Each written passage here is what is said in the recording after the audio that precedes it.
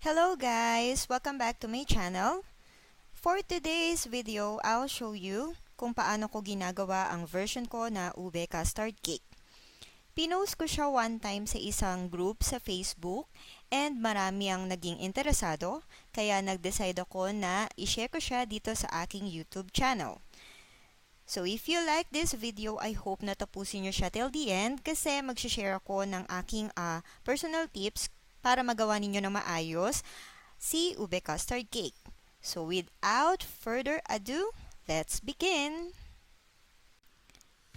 For our caramel syrup or our nibal, lagay lang natin yung sugar and then water. Turn on natin yung heat in medium. And then, hayaan lang natin siya na kumulo. And then, unti-unti na rin siyang magiging brown. Avoid pala natin na haluin siya. So, ang ginagawa ko, iniikot ko lang yung pan. So, parang inaalog-alog ko lang siya para make sure na matunaw na lahat ng ating sugar.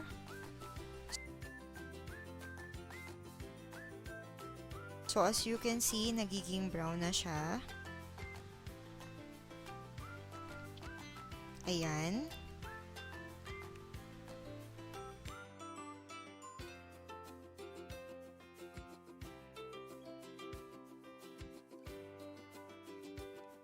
So, tinurn off ko na din yung heat.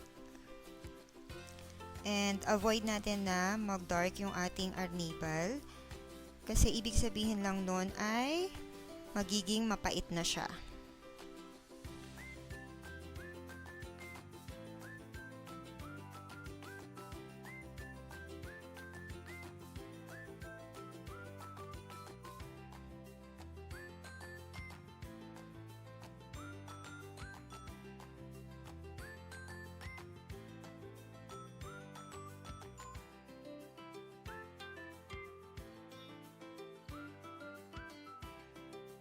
So, after that, iset aside lang natin. Ang next naman po is yung ating custard. So, sobrang dali lang po nito. Pag hahalu-haluin lang po natin lahat ng ingredients.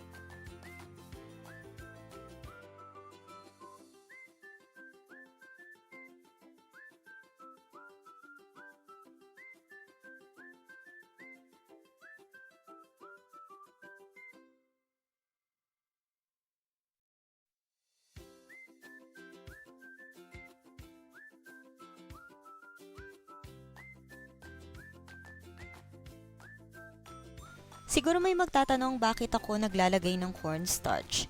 Yung cornstarch po kasi is nakakatulong para maging makunat po yung ating custard. Siya din po yung dahilan kung bakit creamy po yung ating magiging custard. So, pag halu-haluin lang po natin, make sure lang po na matunaw po yung ating cornstarch.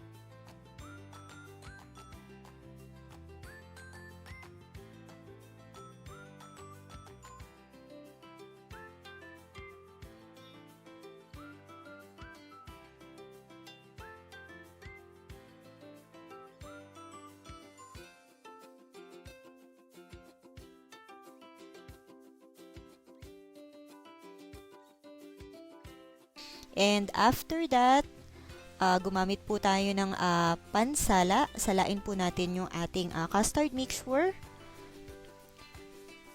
para makasigurado po tayo na magiging smooth po yung ating custard.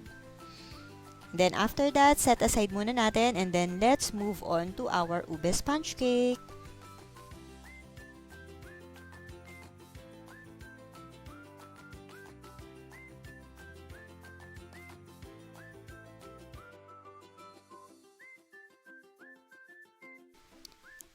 So, ang next naman is si ating ube sponge cake. So, sa ating ube sponge cake, kailangan natin i-separate si egg whites and si egg yolks.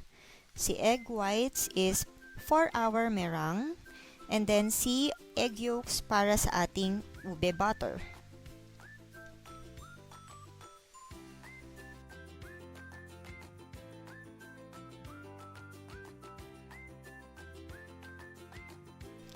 For our meringue, kailangan natin ma-reach yung stiff peaks. Kasi yung stiff peaks, para makasigurado tayo na mag-rise yung ating sponge cake and then maging fluffy yung kanyang texture. Avoid din po natin na ma-overbeat kasi mahihirapan tayo na i-fold ito sa ating butter mixture. So, kailangan stiff peak lang.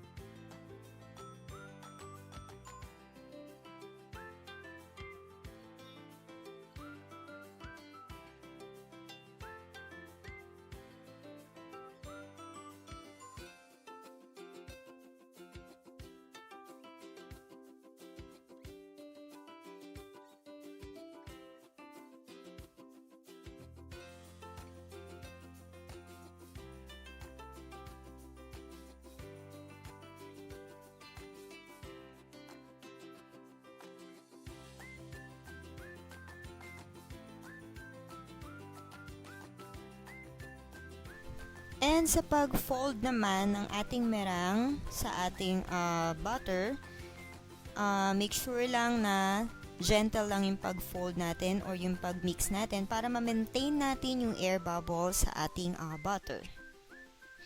Huwag tayo na super gigil sa pag-fold or paghalo kasi mawawala yung mga air bubbles. So, hindi magra-rise yung ating cake. So, may tendency na maging dense yung kanyang texture.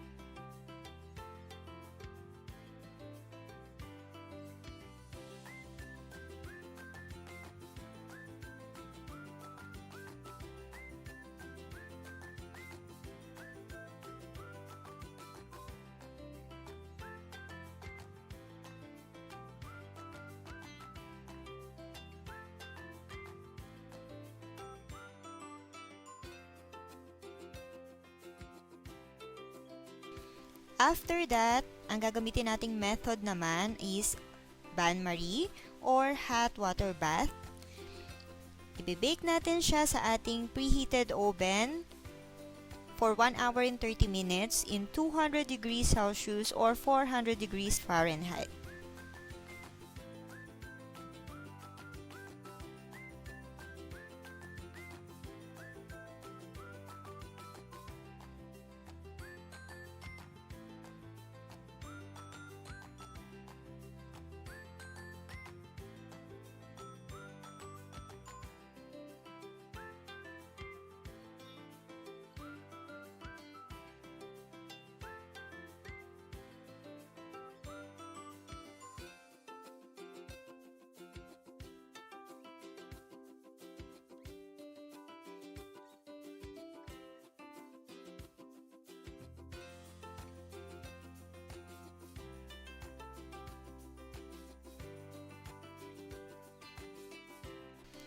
After 30 minutes, iniikot ko yung pan sa loob ng oven para maging even yung pagkaluto ng ating custard cake.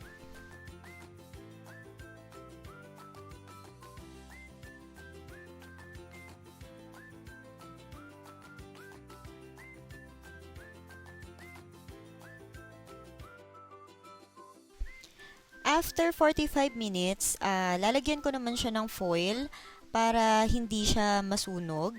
So, yung foil na yon nakalagay na siya hanggang sa matapos yung ating baking time.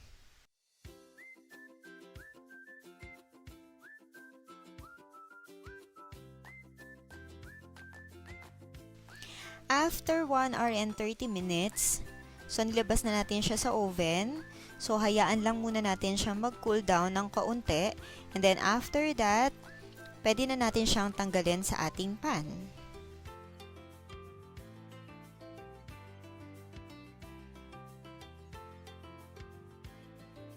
So, tatanggalin na natin yung ating cake sa ating pan. So, make sure lang na i-scrape muna natin yung sides para mas madali nating matanggal yung ating cake sa ating pan.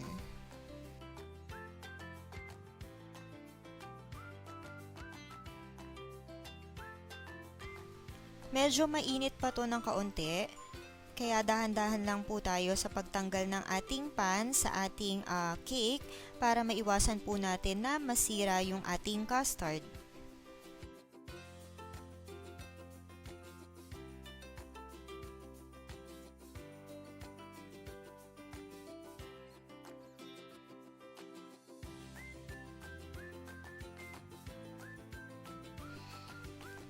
And finally, ito na ang ating ube custard cake. As you can see, tama lang yung kapal ng ating custard and then nung ating cake. Hindi siya ganun kanipis and hindi rin siya ganun kakapal.